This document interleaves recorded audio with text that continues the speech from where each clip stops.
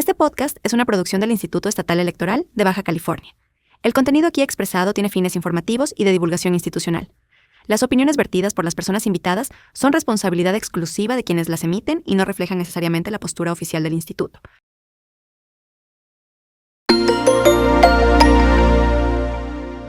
Hola, ¿qué tal? Sean bienvenidas todas las personas a este primer capítulo de la serie del podcast Inclusión e Igualdad Sustantiva que está realizando el Instituto Estatal Electoral de Baja California, y en este espacio abriremos el micrófono para conversar, aprender y reflexionar junto con ustedes sobre la importancia de la igualdad e inclusión en el ejercicio de nuestros derechos políticos electorales.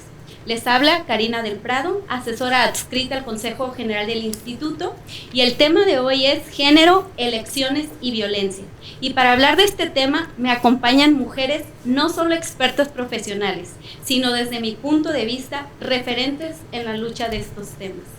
Si nos pudieran ayudar autopresentándose. Buenas tardes, gracias por la invitación, Karina. Soy Rebeca Maltos, presidenta de Gente Diversa en Baja California. ¿Qué tal? Mi nombre es Viridiana Maciel Sánchez, consejera del Instituto Estatal Electoral. Muchísimas gracias. La verdad me siento privilegiada, y para comenzar iniciaré lanzando una pregunta y pueden ir respondiendo de manera alternada, pues para dejar tiempo, ¿no?, para las siguientes. Para mí mi primera pregunta sería, viéndome desde afuera como mujer y como ciudadana, ¿por qué es importante que las mujeres participen en los procesos electorales como candidatas y como votantes? ¿Consejera? Pues primeramente porque es un derecho que tenemos todas las mujeres de participar en igualdad de condiciones, que creo que vamos a hablar un poquito más adelante. Asimismo, con esta participación aseguramos una representación igualitaria e incentivamos a que más mujeres y más niñas puedan ingresar a la política, puedan hacer propuestas de reforma también a favor de otras mujeres. Entonces, creo que lo resumiremos en que es un derecho consagrado en la propia Constitución de tener esta condición de igualitaria a la participación. Yo agregaría que desde el primer momento, Karina, que leí la pregunta, dije yo, bueno, ¿por qué es importante que las mujeres participen?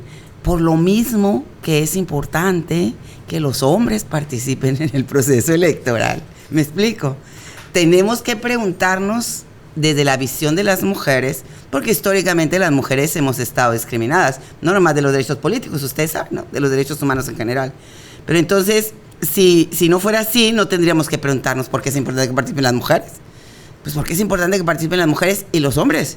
Pues porque es la forma que este modelo civilizatorio, que esta sociedad se ha organizado para la distribución del poder, para la toma de decisiones. Entonces, si vivimos en un sistema patriarcal, en donde está esta mirada, como decías tú, Viri, está esta mirada que no es igualitaria, entonces no va a estar representado lo que las mujeres están viendo aquí. Entonces, por eso es importante que las mujeres participen, para que también la mirada de las mujeres esté representada en políticas públicas, en presupuestos, en legislaciones. Y en ese sentido, enderecemos un poco y veamos un poco, un poquito más clara la radiografía de lo que sucede en la realidad. De otra forma, pues está trunco. Pero desde el momento que nos andamos haciendo esta pregunta, hay que decir pues que las mujeres no están participando de manera igualitaria que los hombres, porque si no, no saldría la pregunta. ¿Estás de acuerdo? Exactamente, así es. Me encanta esto que nos comparten, y definitivamente desde ahí, desde que ya nos empezamos a preguntar, sí, ¿no?, por qué es importante que participemos, ya algo nos está anunciando que algo no está bien y que es importante que estemos incluidas las mujeres. Para poder irnos familiarizándonos también desde afuera, quienes nos escuchan, me gustaría poderles preguntarles esto, porque parece muy sencillo, pero es importante que lo podamos decir en palabras sencillas. ¿Qué es la paridad y para qué nos sirve?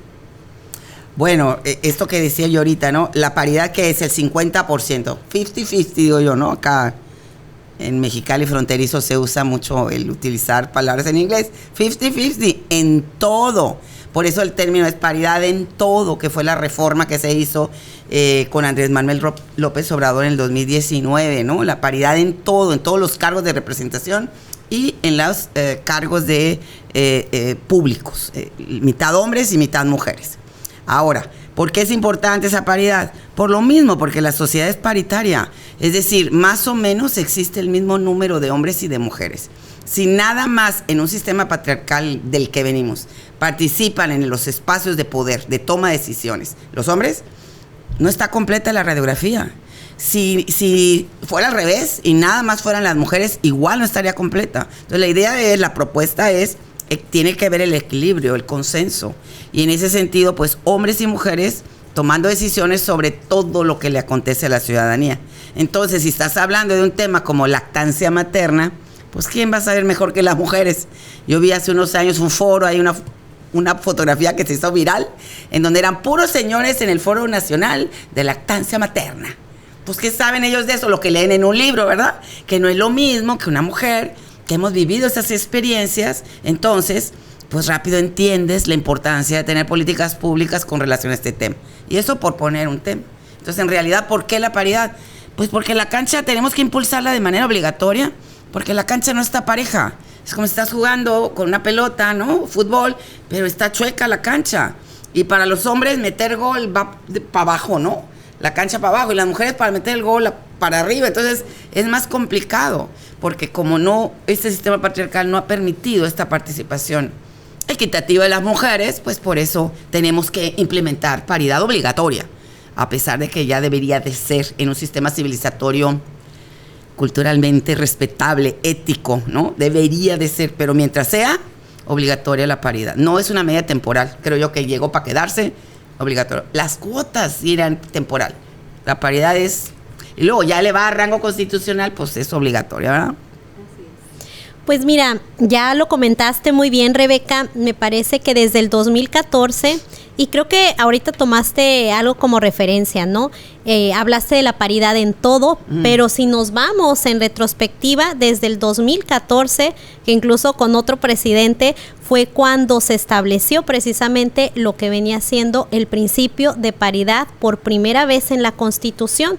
Posteriormente, pues hemos ido avanzando, ya ahorita mencionabas, pasamos de este principio constitucional ya a la paridad en todo. ¿Qué significa? Pues en todos los cargos, 50% de hombres y 50% para mujeres. ¿Para qué? Para tener unas condiciones de igualdad. La pregunta sería también si hemos conseguido esa igualdad, que me parece que ese es otro, ya entraríamos a otro tipo de cuestionamientos, ¿no? Entramos. Y entramos. Es un tema, el que está poniendo en la mesa, un tema muy importante. Correcto, sí. Porque, bueno, numéricamente podríamos estar alcanzando la paridad, ¿no? Sabemos que el Congreso de la Unión, pues ya tenemos una parte, la cuestión de la paridad, el Senado, la paridad, pero realmente ¿nada más somos ese número o qué nos falta para realmente incidir en esta igualdad sustantiva? Porque una cosa es los números, pero otra es realmente si estás incidiendo en hacer cambios en estas políticas públicas. Pongo un ejemplo.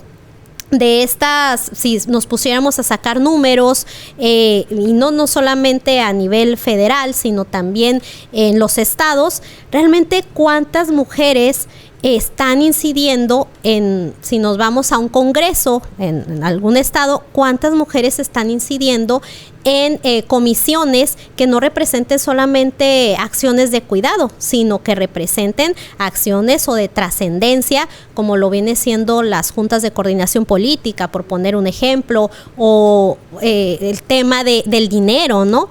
Entonces creo que no solamente es una cuestión paritaria el decir ya la alcanzamos, tenemos un 50% hombres, 50% mujeres, sino también ir más allá. Y además, pues que es un principio constitucional desde el 2014, ¿no? Entonces, de ahí surgen creo que varias preguntas y varios cuestionamientos que veremos yo creo que más adelante. Sí. Así es, en definitiva ya se estaban adelantando un poquito a las preguntas que a Desde continuación les voy a hacer. Así es, así que pues en definitiva el 50 y 50 estamos hablando de paridad en términos cuantitativos, pero nos sirve todavía para analizarnos más allá de que estemos representados, ¿no?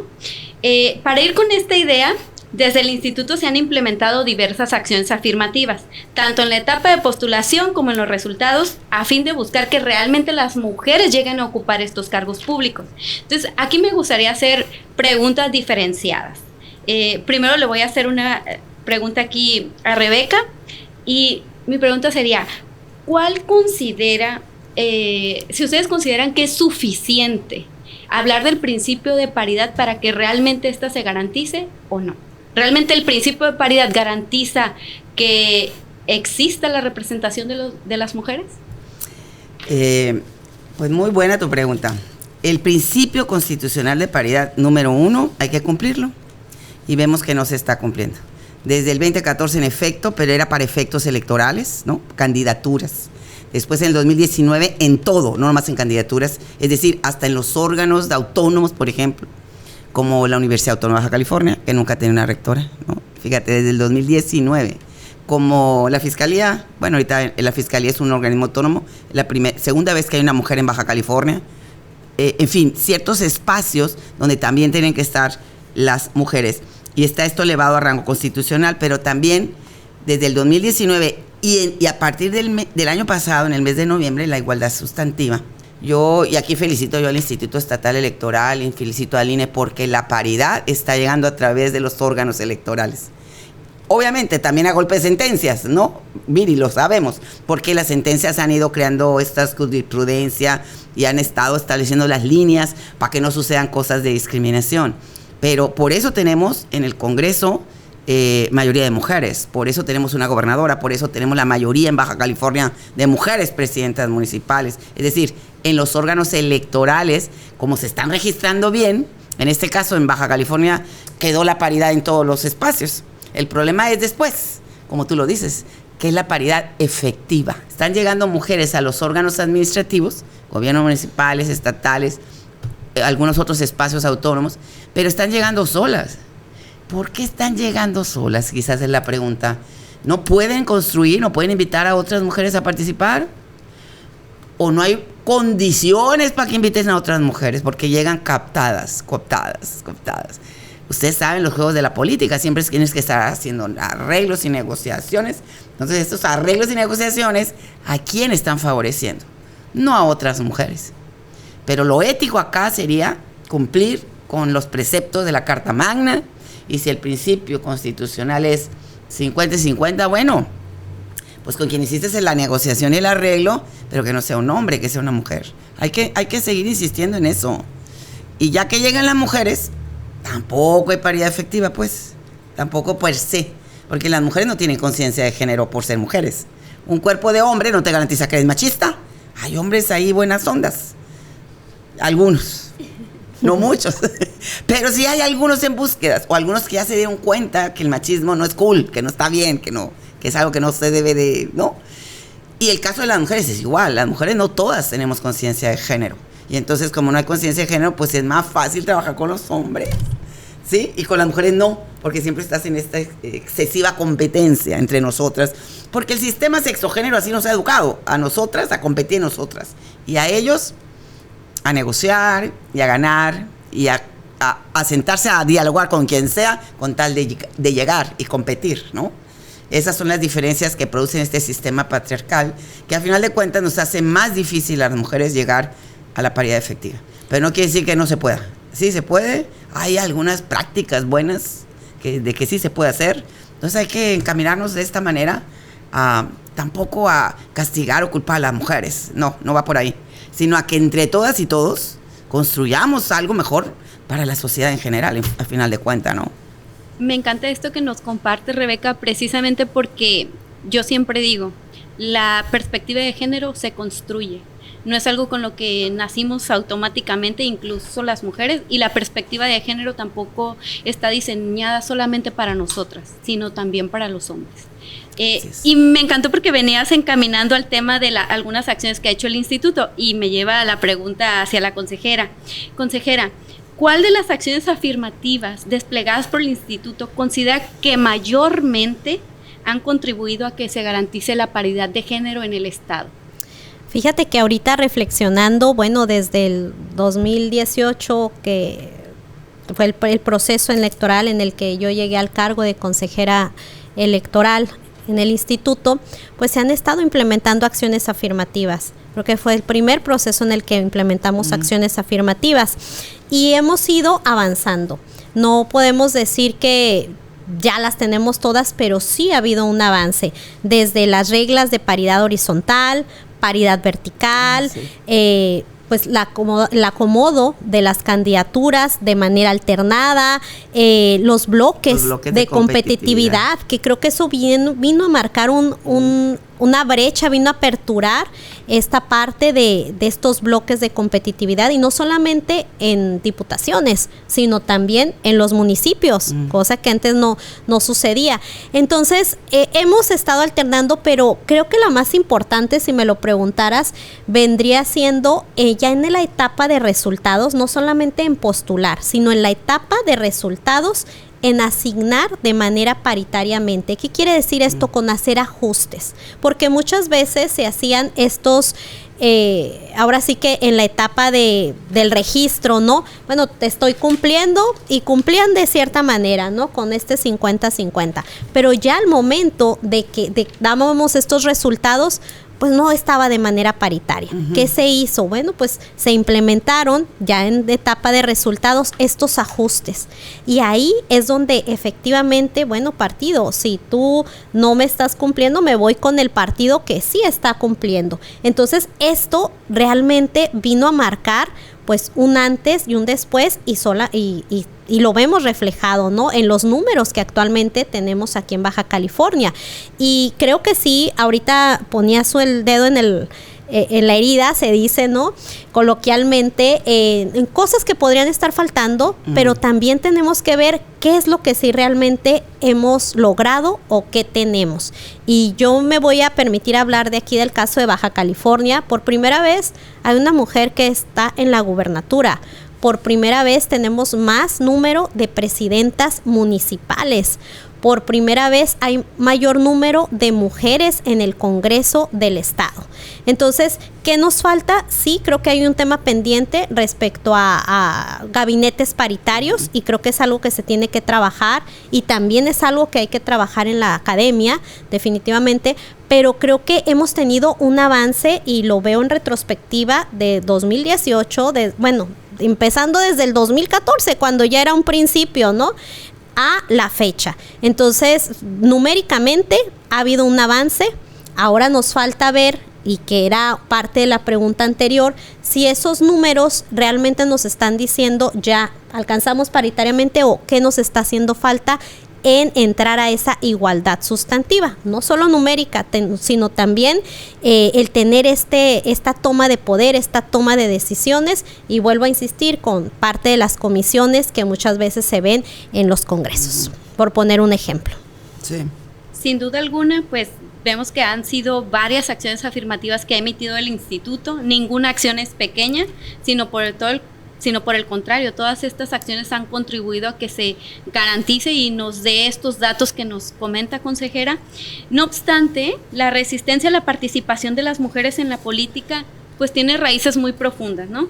Y múltiples factores que se entrelazan, y es lo que me lleva a la siguiente pregunta. ¿Cuáles consideran que son los principales obstáculos que enfrentan las mujeres para acceder a cargos de elección popular? ¿Cuáles son esos principales obstáculos? Pues sí tiene que ver con esto que mencionábamos ahorita, ¿no? De todavía están los estereotipos, los prejuicios, por un lado, en el imaginario colectivo, en las mismas mujeres, pero por otro lado hay una realidad contundente. Todo lo que tiene que ver en nuestro modelo social y económico, ¿no?, está sustentado en el trabajo gratuito de las mujeres. Todo lo que tiene que ver con el sistema de cuidados. ¿Quién se hace cargo de las niñas y de los niños? La mamá. Si tienes un buen compañero, es más, número uno, si tienes compañero, porque por ejemplo en Baja California 1 de cada 3 hogares, la jefatura son mujeres solas. Hubo un hombre ahí que se fue, y muchos hombres se van y no dejan pensión alimenticia ni la vuelven a saber de. Es decir, todavía está este asunto de que las mujeres se hacen cargo de las niñas y de los niños, y los hombres se desatienden muy fácil. Ahora, con el avance de la ciencia, las personas vivimos más. Ya no se habla de la tercera edad, se habla de la cuarta y la quinta edad, ¿Quién se hace cargo de las personas adultas mayores, más mayores que yo? ¿Quién se hace cargo? Otra vez, son las hijas, son las hijas, los hijos cuando bien les va, aportan una lana, pero el cuidado de quién va a estar ahí a cargo de la mamá son las mujeres. Entonces, mientras el sistema de cuidados no sea tan bien equitativo, pues las mujeres tenemos menos tiempo. Y a veces las mujeres somos tan fregonas, y no por fregar, sino tan buenas para hacer lo que hacemos, porque así nos hemos educado, que hacemos eso. Y también somos brillantes. Aquí tengo un ejemplo con Viridiana. Ella es mamá, es esposa, siempre anda guapísima además y es muy buena funcionaria pública. Nos hacemos, pero para eso tiene un precio. O sea, es muy cansado, es muy agotado. Esto es una que la primera que te levantas y la última que te acuestas en tu casa. Imagino que tu casa la has de tener albeando. Pero porque así te educaron. Y ahí es donde ya no se vale, pues, el sistema de cuidados también tienen que entrar los hombres a esa parte de hacerse cargo, ¿no? De la niña, de los niños, de todo. Entonces, principal obstáculo, pues, es eso, el que tiene que ver con el tiempo. Otro, el dinero. Tú, para tu participación política, necesitas tener recursos financieros. ¿Por qué? Porque tienes la mala costumbre de comer 3 veces al día. Tú no puedes andar haciendo política nada más sin que tengas una madrina o un padrino. Pero resulta que el dinero no lo tenemos las mujeres, lo tienen los hombres. Todavía, a igual trabajo, los hombres ganan más. Les voy a dar un ejemplo dramático y no me van a creer, pero chéquenlo. De las secretarías de Estado del Gabinete Central en Baja California, las 4 mujeres secretarias de Estado en Baja California tienen un salario menor que los hombres. ¿Por qué? ¿Por qué tienen menor salario? Todavía por estas percepciones acá introyectadas de que las mujeres, pues ahí andan chambeando para sus chicles, ¿no? Tienen un proveedor que las mantiene. Alguien lo trae ahí y por eso ellas, o denme otra explicación, porque son secretarias de Estado, pero sin embargo, curiosamente no, las 4 mujeres y un señor, anda un señor por ahí abajo de ellas, pero uno nada más de todo el gabinete central que son, creo que 20 personas. Entonces, ¿eso qué es? Eso es discriminatorio y anticonstitucional. En el decreto de igualdad sustantiva se agregó el tema de la igualdad salarial, en el mismo cargo, en el mismo puesto, el mismo salario. Entonces, las mujeres estamos trabajando más por todo el sistema de cuidados y aparte económicamente no tenemos acceso a los mismos recursos y todavía quieren que hagas política, pues ¿a qué horas? Hay padrinos, muchos políticos de carrera tienen padrinos, es decir, el momento en que no tienen el cargo público, que no tienen la regiduría, el cargo de representación, siguen haciendo política, pero tienen a alguien que se hace cargo y les da su beca, ¿no? Las mujeres no. Y las mujeres todavía no podemos ser madrinas de otras mujeres políticas. Conozco algunas madrinas, sí, pero no es más difícil porque no tenemos acceso a los mismos dineros que los señores. Y luego en los partidos políticos, para remate, las campañas políticas de las mujeres les dan menos recursos que a los hombres. O les dan los apoyos en especie, ¿no?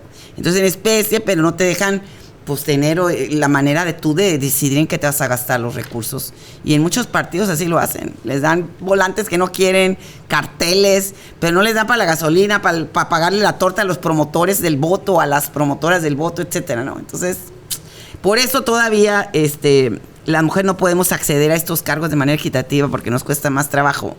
Hay muchos obstáculos que los hombres todavía no enfrentan. Fíjate que esto es muy interesante, Rebeca, lo que comentas, e incluso por ahí hay una imagen que no sé si quienes nos escuchan han tenido el gusto de verla, o disgusto más bien, donde hay una carrera y va un hombre y una mujer. Sí. Entonces la mujer está en la meta y la mujer, para poder llegar a la meta, pues se le atraviesa ahí la lavadora, por ahí está los niños, los pañales, entonces tiene una serie de obstáculos y está el carril del hombre y está libre, ¿no? ¿Qué pasa? La meta es la silla presidencial, se supone, ¿no? Entonces, ¿qué pasa con esto? Creo que desde que venimos de un sistema estructuralmente patriarcal en el que se nos ha educado a atender casa, ¿no? A hacer labores del hogar. Y ahorita te agradezco por la referencia que haces hacia mi persona, pero en mi caso debo de decir que he estado cambiando, he estado construyendo por cambiar.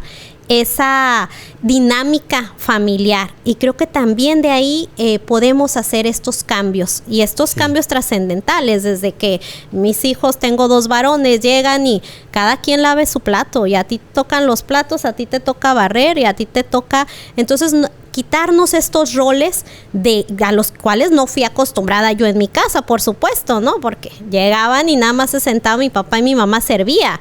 Entonces, estos cambios, pues, se pueden generar estas dinámicas dentro del hogar, y de ahí también podemos pasar a la vida público, porque no podría, y tú lo has mencionado, no podría si no tuviera yo este equilibrio entre las funciones que hago, como no dejo de ser mamá, no dejo de ser esposa, hermana, y mis funciones públicas, para lo cual pues he tenido que distribuir una carga, no solamente con mis hijos, sino también con mi esposo, en el que nos vamos a apoyar, vamos a los dos a construir profesionalmente, pero también en la casa, porque definitivamente tiene que haber este cuidado, este equilibrio, y en donde tiene que haber pues definitivamente esta colaboración, esta cooperación, y es parte de nosotras. Y ahorita mencionabas algo que me llegó un poco, y digo, tenemos que comentarlo porque es parte de lo que yo creo que muchas se van a sentir identificadas. Que un ejemplo, cuando yo termino la maestría, que le digo a mi mamá, ¿sabes qué, mamá? Me tengo que ir a Argentina a terminar el último módulo, creo que eran 2 o 3 semanas, y le dije, no tengo quien me cuide a los niños, ¿no? Entonces me dice, yo podría cuidártelos, dice, pero si fuera una enfermedad, pero pues si vas a ir a terminar la maestría, ahí es diferente, porque yo tengo mi casa, tengo mi hogar. Entonces dices tú, bueno, ¿con qué otras mujeres puedo yo tener esta red de apoyo? Que es algo de lo que tú ahorita hablabas. Entonces, ¿qué hago? Pues le digo a mi suegra y me dice, claro que sí, ves más, vete si quieres 2 meses, yo con gusto voy, te los cuido, terminas y te impulsa, ¿no? Entonces, ¿qué pasa? A lo mejor tenemos que tener esas redes también como mujeres de apoyo, y no lo digo no solamente para las mujeres que quieran ser políticas, que ahorita hablaba sobre el tema de padrinos, madrinas, sino que lo hablo desde el sentido de una mujer que quiere prepararse, que quiere superarse, y que muchas veces se encuentra con esos obstáculos en que no lo puede hacer, o le es más difícil hacerlo porque no tienen esa red de apoyo. Entonces creo que eso es muy importante también, como mujeres, como hermanas, como primas, que si hay alguien que requiere este tipo de apoyo, pues se le brinde, ¿no? Y creo que eso lo hemos tenido las mujeres, pero utilizábamos esa base de cuidados para otras cosas, y ahorita lo que requerimos es pues que salgan, que sea la vida profesional, si es lo que ellas quieren. Sí, porque definitivamente tiene que ser, no porque nosotras les digamos, o sea, tiene que ser lo que la mujer realmente quiere. Si quiere estar en su casa, qué bueno, adelante, pero si quiere salir a la vida pública, pues que tenga esa red de apoyo, que es muy importante. Así es. Pues les agradezco, nos han planteado varios obstáculos, hablan de los estereotipos, la inequidad en las labores del hogar, en las labores de cuidado, y también en la económica, que pues también es una parte de las violencias que se cometen, ¿no? Sí.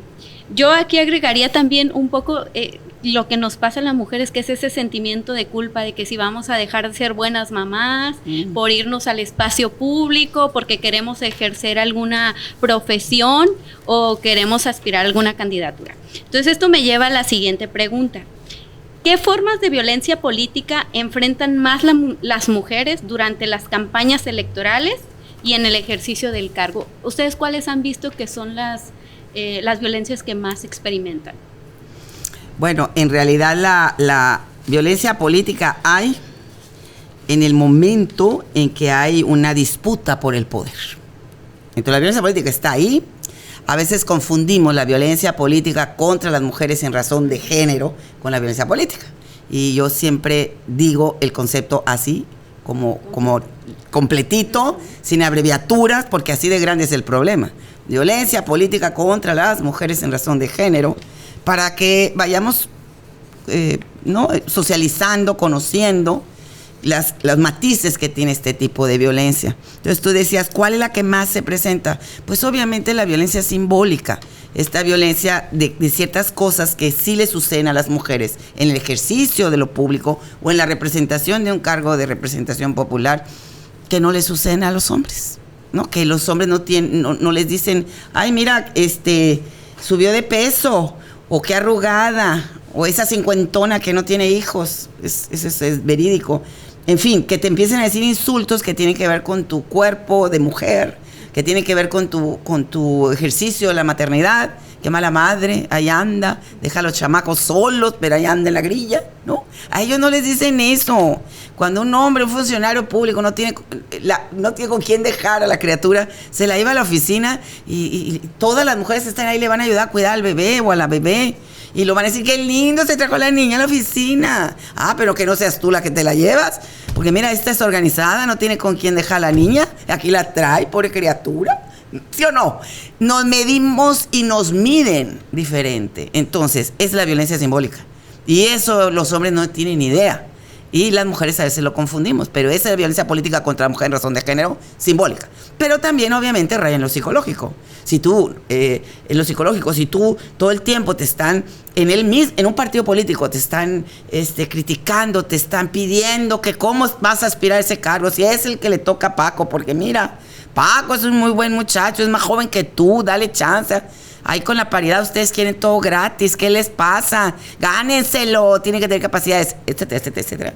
Esa violencia psicológica te hace renunciar. Yo conozco mujeres que se han bajado las candidaturas por este tipo de cosas, de candidaturas viables. Y ellos, perdón señores, pero les digas lo que les digas, ya que se subieron a la candidatura, no se bajan. Nosotras sí, porque somos bien lindas. Esa es parte de nuestros propios prejuicios, ¿no? Por mencionarte algunas. Y obviamente ahorita la que gracias a que Baja California es de más civilizado, diremos, no hay violencia feminicida, violencia política contra la mujer en razón de género con carácter feminicida. Pero en otras entidades federativas sí ha habido asesinatos de alcaldesas, de regidoras, de personas, de mujeres que están en campaña o que ya ejercen un cargo electoral, pues de representación popular. En Baja California no hemos tenido esos casos, que quiero que sigamos así, sin tenerlos, pero no quiere decir que en Baja California no hay violencia política, hay igual que en cualquier parte de ahorita del país, ¿no? Pero entonces ahí entra todo lo que puedes hacer para estos obstáculos, Vivi, que mencionábamos hace un momento, pues esto como las redes de apoyo, pues sí sean como parte del ejercicio de las mujeres, pero también de las instituciones. Si el Instituto Estatal Electoral va a hacer un evento, pues que contemple que en ese evento va a haber la mitad de mujeres y que esas mujeres tienen que tener un espacio en donde tener a la niña y el niño el día de la capacitación, el día del meeting, el día de la no sé qué. Y entonces ahí las instituciones también que hagan lo suyo, ¿no? Como parte de hacerse cargo de una política pública de cuidados, no nomás las mujeres, ¿no? Por mencionar algunos, ya violencia económica, pues ya la había mencionado, ya la había dicho, pero también es una violencia tipo y modalidad económica, también puede ser violencia política contra la mujer en razón de género, si les niegan el acceso a sus prerrogativas. Hay que estudiar esto, consejera. ¿Qué pasa si no se cumple con la paridad? Hasta ahorita no conozco nadie que haya denunciado el agravio porque no hay paridad, pero sí hay un agravio. Yo me siento agraviada de que en Baja California no haya paridad, a pesar de que es un precepto constitucional. Ya estoy dándole ideas a algunas más jóvenes que yo, pero hay que hacerlo, porque es la manera en que hemos ido avanzando, a golpes de sentencias, como decía la macama, ¿no? de Mari Carmen Alanís. Pues si es necesario, pues seguiremos intentando, ¿no? En fin, por mencionar algunas. Y en su caso, consejera, ¿qué formas de violencia política usted ha visto que enfrentan más las mujeres cuando hacen campaña electoral o en el ejercicio del cargo? Pues mira, la violencia política por razón de género se puede presentar antes, durante y después, ya en el ejercicio del encargo. Pero ¿qué pasa? Según los estudios, bueno, nos dicen que es en campaña electoral cuando enfrentan un mayor número de violencia. Y sí, tiene que ver mucho con la que ya comentaba Rebeca, que es la violencia simbólica.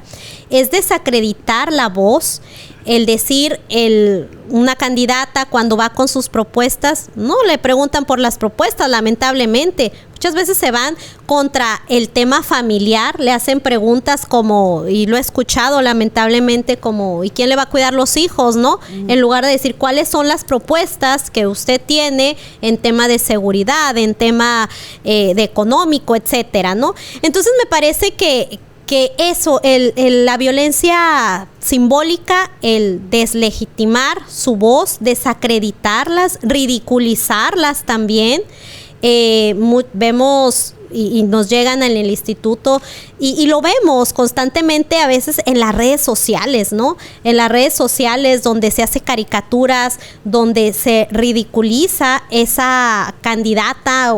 Y eso no lo vemos, curiosamente, en hombres, ¿no? Entonces, ¿por qué se da ese tipo de violencia? Y vuelvo a la raíz, ¿no? Pues es esta estructura patriarcal en el que se ha formado esta sociedad, y creo que es por donde debemos de estar empezando, de no normalizar, de cambiar, de no compartir. A lo mejor puede sonar... me pueden decir cómo no vamos a compartir, si es muy gracioso, ¿no? Mira, pues salió, bueno, pero ¿por qué no comparten de hombres? Porque curiosamente esas caricaturas, lo que ponen va enfocado, esos memes va enfocado únicamente a mujeres. Entonces me parece que desde ahí, pues este tema de la violencia, ya sin meternos a otro tipo que puede ser lo económico, que bien hablabas, pero en el instituto y por estadísticas podemos decir que lo que nos llega más es este tipo de violencia simbólica.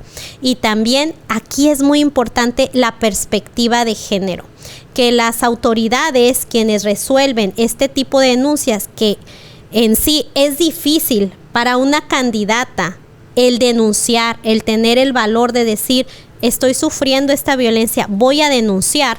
¿Por qué? Porque esta vez está normalizado que dicen, ya se va a quejar, pero es parte de lo mismo. Quería meterse a la política, pues tiene que aguantar. No es aguantar, y no es normalizarlo. Y ahorita tenemos la ley general de las mujeres, de acceso a las mujeres a una vida libre de violencia. Entonces, no hay que normalizar este tipo de conductas. Se denuncia, se hacen las investigaciones. Lo que generalmente se hace pues son dar las medidas cautelares, que es bajar el contenido, pero creo que ahí es donde entra la perspectiva, volví a insistir, de las autoridades electorales, y no solamente administrativas, sino ya también de ámbito jurisdiccional. ¿Por qué? Porque avanzamos en el tema de la paridad, sí, avanzamos en tema paritario, pero también a la par se va generando este tipo de violencia. Y ojo, no quiere decir que antes no existía. Esta violencia ha existido siempre. El problema es que no tenía un nombre y no estaba tipificada. Y hoy en día está tipificado. Entonces, me parece que ahí sí ha habido un avance legislativo en cuanto al tema de protección, pero todavía creo que es un tema que está inacabado y que falta, y que podrían hacerse muchas otras acciones para inhibirla, prevenirla y en su caso sancionarla. Entonces podemos decir que la violencia política contra las mujeres en razón de género tiene muchos disfraces, pero al final tiene el mismo objetivo: imponer poder mediante el miedo, someter a las mujeres y negarse al diálogo democrático. Y las tecnologías en este aspecto de la violencia ha cobrado una especial relevancia para que estos hechos violentos se empiecen a cometer en estos espacios. Y hemos visto que últimamente es como que el espacio favorito, ¿no? Entonces la siguiente pregunta, Rebeca, sería: ¿cómo se puede proteger a las mujeres candidatas frente a ataques digitales y mediáticos con sesgos de género? Pues está la violencia digital, ¿no? Hace 2 años hicimos un librito ahí como de recomendaciones para evitar la violencia digital.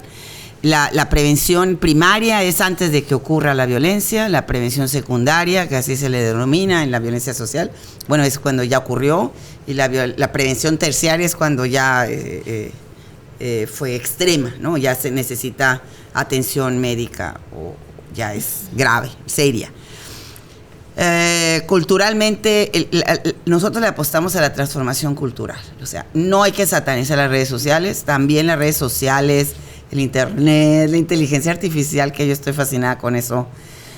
Bueno, es parte del avance de la ciencia y la tecnología, y como todo en la vida se puede utilizar para algo positivo, para algo negativo, ¿no? Bueno, entonces hay que verle lo positivo. Te permite difundir gratuitamente, te permite posicionarte, te permite hacer pronunciamientos públicos, fácil, rápido, gratis, y llegas a cualquier rincón que quieras, o sea, con amplia difusión. Lo negativo, pues obviamente, es que el anonimato en estas redes, el anonimato hay que combatirlo, y ahí sí se requiere la intervención de la autoridad.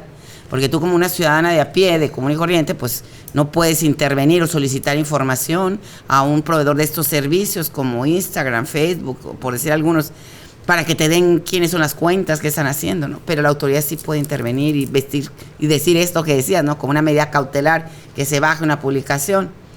Y bueno, hay que seguirlo haciendo, pero también no quedarnos ahí, sino buscar las maneras de este nuevo modelo civilizatorio que requerimos, pues, desde las escuelas, que se vaya viendo la importancia, por ejemplo, el bullying en las escuelas.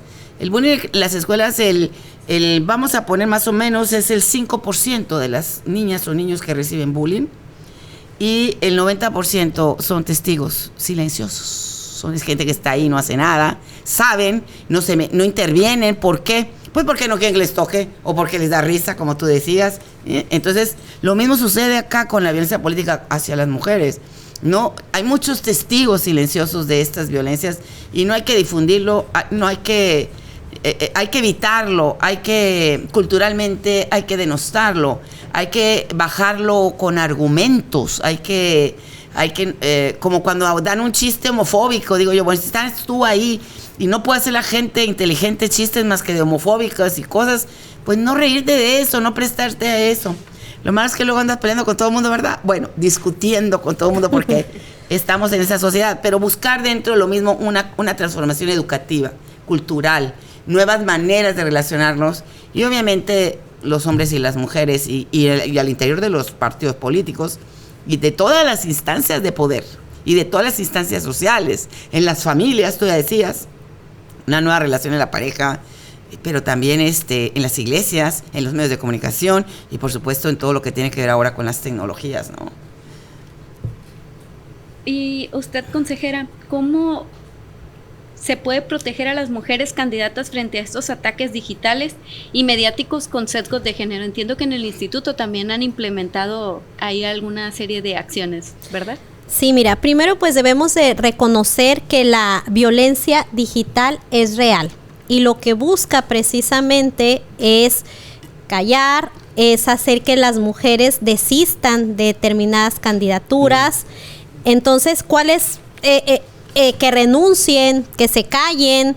Entonces, ese es el objetivo. O golpearlas políticamente. Entonces, ese es el objetivo. ¿Qué se requieren? Se requieren acciones, se requieren aliadas, se requieren aliados. Y yo sí debo de reconocer que muchos medios de comunicación han estado asistiendo a muchas capacitaciones que se han dado precisamente en el instituto a manera de prevención, de decirles cuáles son las preguntas que podrían caer en estos supuestos de un tipo de violencia simbólica y velada, y qué es lo que se podría prevenir con las notas. Entonces me parece que aquí en Baja California sí ha cambiado un tanto esa parte, no todo, debo de generalizar,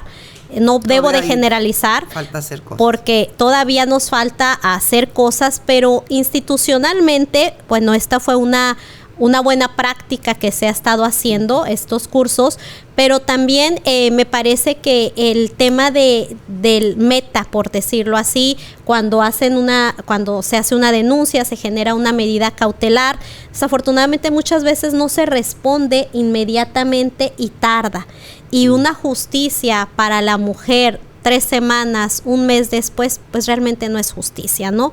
Ya se perpetró este daño. Entonces me parece que ahí hay un área de oportunidad y que las plataformas tendrían que ser aliadas y no esta parte de seguir fomentando. También creo que por ahí, y también nosotras como ciudadanas o ciudadanos, al ver algún tipo de publicación, tú puedes denunciarlo, ahí te aparece en ciertas plataformas la denuncia.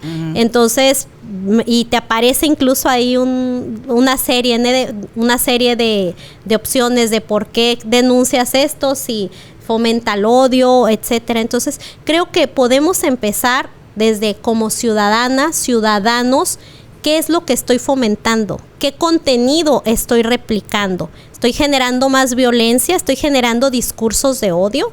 Entonces, ahí entra una introspección y posteriormente, pues claro que estamos las autoridades, obviamente, dispuestas a pues nuestro trabajo, hacer nuestro trabajo, que es intervenir en caso de alguna denuncia, y los protocolos. Creo que los protocolos son muy importantes también, que cada institución tenga su protocolo para prevenir y erradicar este tipo de violencias, y el marco normativo, porque vuelvo a insistir, anteriormente la violencia existía, sí, pero no tenía un nombre, no tenía dónde estaba tipificado. El día de hoy ya lo hay, y ese es un gran avance. Así es.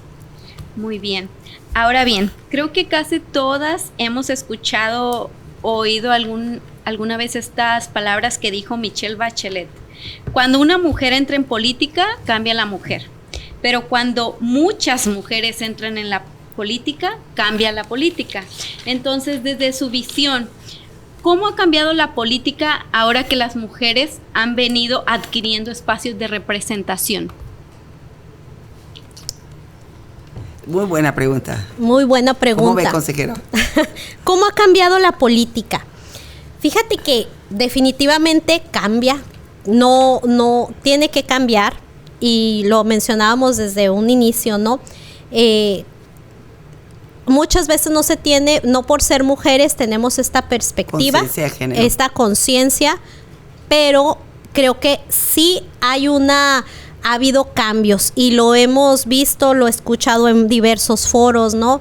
Por ahí escuchaba a unas ya actualmente en el cargo público, mujeres en materia indígena, y decían que lo primero que hicieron fue hacer políticas públicas para llevar agua a su comunidad, lo cual antes no sucedía. ¿Por qué? Porque para quienes estaban hombres, pues eso no era necesario, pero sí lo era para esas mujeres que tenían que caminar kilómetros, llevar en las cubetas agua hasta sus comunidades. Entonces llegan estas mujeres y cambian esa manera y dicen, vamos a hacer algo para que llegue el agua. Entonces sí, definitivamente tiene que cambiar, pero también creo que muchas veces se nos da esta doble carga, el decir, como eres mujer, ya llegaste, tú eres la que tienes que cambiar al sistema, cuando esa es una obligación tanto de hombres como de mujeres. ¿Por qué? Porque están representándonos como sociedad, y no dar estas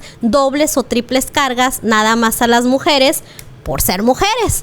Entonces, me parece que ahí también tenemos que trabajar en eso, y sobre todo pues las políticas públicas, ¿no? Hay una palabra que me gusta mucho, no necesariamente tenemos que ser amigas, pero sí podemos ser aliadas, y me refiero con muchas mujeres de diversos partidos políticos, que cuando llega algún tipo de iniciativa que va a favorecer a las mujeres, pues se pueden unir para ese tema, porque ese tema no va a representar directamente un beneficio, a lo mejor directo para ellas, pero sí para todas las que vienen detrás o Así venimos es. detrás. Así es. Estos, voy a agregar esta parte, nuestros usos y costumbres.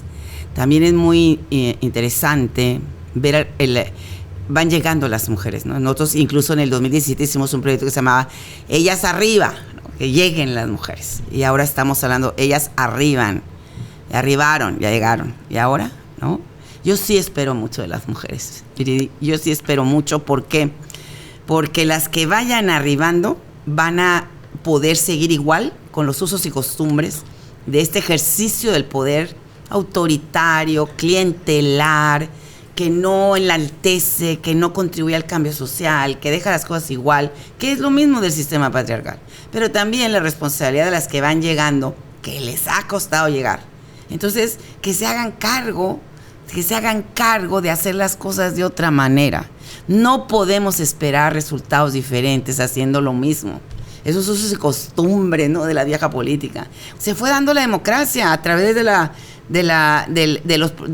fortalecimiento de ciertas instituciones, la creación del IFE, ahora INE, ¿no? Se fue dando esfuerzos, cambios legislativos, mejoras a los protocolos, a los reglamentos. Hay un personaje oscuro aquí que no hemos mencionado, que son los institutos políticos, ¿verdad? Porque los institutos políticos ahorita, en el siglo XXI, son los responsables de la educación cívica en nuestro país. ¿Y qué están haciendo frente a eso? Y en ese ejercicio de el hacerte cargo de la educación cívica, pues tiene que entrar, cambiar usos y costumbres, más ética de la gente que va llegando a los cargos, incluidas, por supuesto, las mujeres. Yo quiero estudiar a las mujeres en el sentido de qué es lo que han hecho diferente. Si estamos registrando algunas cosas que sí son diferentes. En el 2016, ya para concluir esta parte, yo fui parte de un proceso que llegan a la 21 legislatura, si no me equivoco, algunas diputadas del PAN, que el PAN era mayoría, con una diputada de minoría del PRI y sociedad civil, se logró cambiar, se logró tipificar la violencia política contra la mujer en la ley de acceso de las mujeres a una vida libre de violencia, el artículo 11 bis. Fue la primera entidad federativa que lo hizo. El año siguiente, en el 2017, ya se hizo la reforma a la ley general, pero la primera fue Baja California, por una alianza estratégica de mujeres de diferentes partidos. Esas son nuevas formas de conducirse en el poder. Eso es cambiar los usos y costumbres. Pero además de eso, bueno, hay otras cosas, hay otras estrategias que debemos empezar a buscar y a detectar y a visibilizarlas cuando las encontremos, ¿no?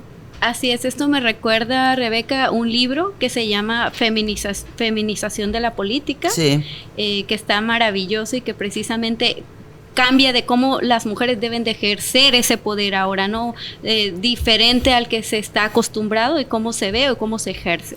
Entonces, para ya cerrar, me gustaría saber si nos pudieran compartir una reflexión, ya sea desde su vivencia personal o profesional, de cuál ha sido su mayor reto que han enfrentado por el solo hecho de ser mujeres y qué las llevó a defender estos temas de género, igualdad e inclusión.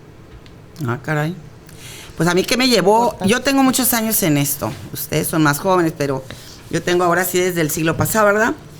Yo fui a un taller en el 1983, 84, sobre sexismo, que me invitaron a un grupo que se llamaba Almacén de Recursos, de una ONG aquí en Mexicali, y un taller de sexismo, y dije, bueno, un taller de educación sexual, a ver de qué se trata, fui a ver y entendí lo que era el sexismo, la discriminación a una persona por ser mujer. En ese momento le puse nombre a algo que yo había sentido que me había pasado toda mi vida. Toda mi vida me había pasado desde chiquita, pero no sabía esa incomodidad, esa molestia. Hay mujeres que todavía no se dan cuenta.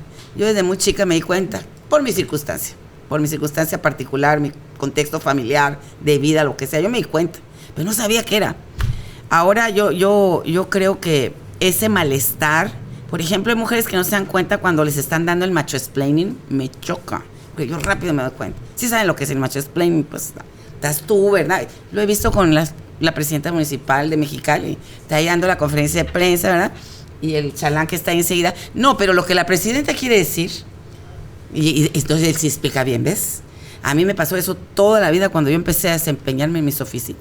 Yo daba la idea y nadie decía nada, pero de repente salía alguien y decía lo mismo que yo dije, pero muy rebuscado y muy hecho bolas porque no lo entendía bien. Y decía yo, bueno, ¿y qué pasó? A ver, así, esa molestia que sentías es impresionante cuando te das cuenta. Por eso la mirada de género, por eso los lentes de género son bien importantes, porque ya le empiezas a dar nombre a esa molestia. Porque si no te quedas así como, a ver, ¿qué pasa? Es que no me expliqué bien, no, es que no me oyeron, es que hablé despacito.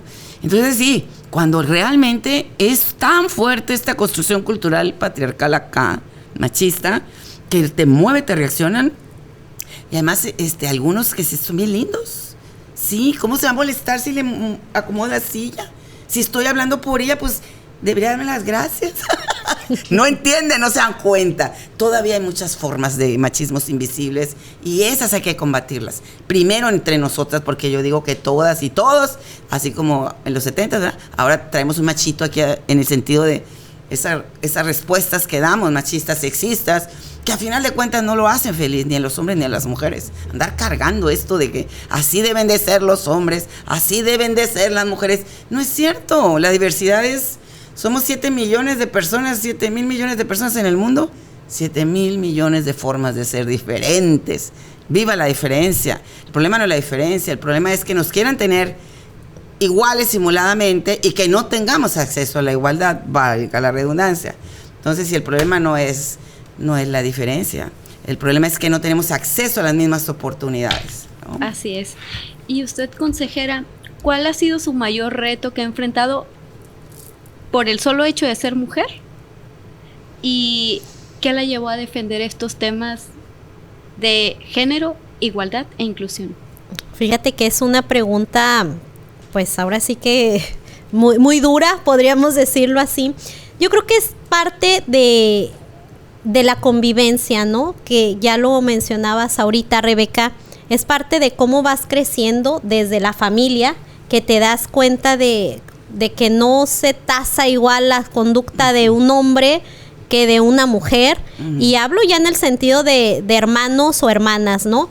Entonces, esta diferenciación la notas, pero dices, lo normalizas, ¿no? Muchas veces dices, no lo veo justo, no está bien, pero está normalizado, ¿no? Entonces no te puedes, podríamos decirlo, o no te debes, porque te lo hacen creer que no te debes de revelar, ¿no?